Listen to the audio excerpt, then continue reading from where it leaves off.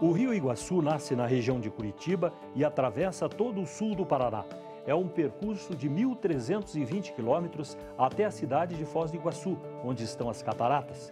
E é pela beleza desta região que o rio é conhecido em todo o mundo.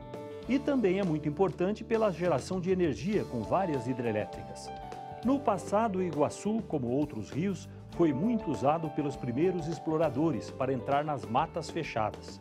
No século XIX, com a necessidade de transportar a produção de madeira e de erva mate na região sul do Paraná, o rio começou a ser usado para a navegação com barcos a vapor.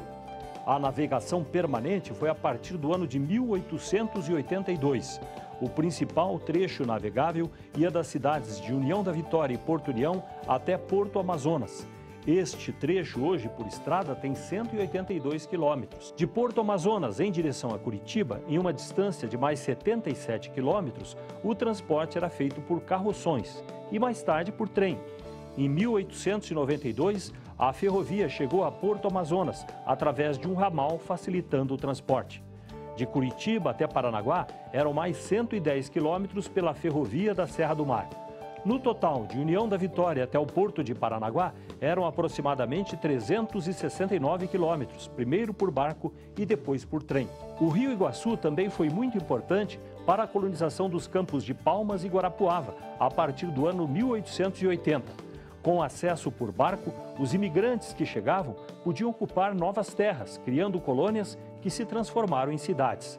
Mas os barcos a vapor dependiam de lenha como combustível, o que levava à derrubada das matas às margens do rio.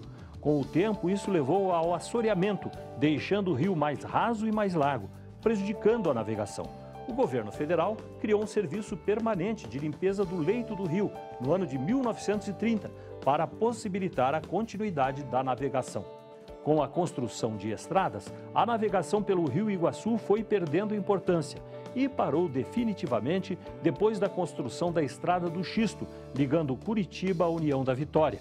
Os ciclos da madeira e depois da erva mate levaram desenvolvimento e empregos para as cidades da região sul do Paraná e muita riqueza para algumas famílias curitibanas que negociavam e exportavam toda esta produção.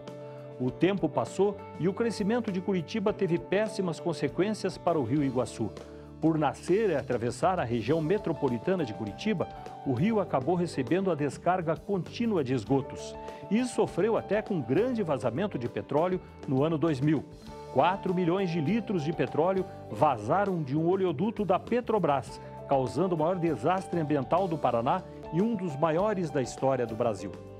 A lenta conscientização ecológica é a única esperança para proteger o Iguaçu e salvar o rio, que foi tão importante para a história do estado e que ainda continua sendo pela geração de energia e pela riqueza que traz ao Paraná, com 1 milhão de turistas por ano nas cataratas do Iguaçu, consideradas pela Unesco, órgão da ONU, como um patrimônio mundial da natureza.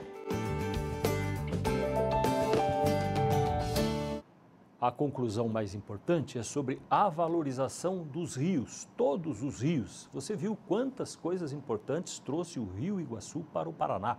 Rio que tem vida, que tem peixes, que dá alimento, o transporte, o dinheiro do turismo, a vida toda ao redor, inclusive abastecimento para algumas cidades com a água do rio. E o que nós fazemos com o rio?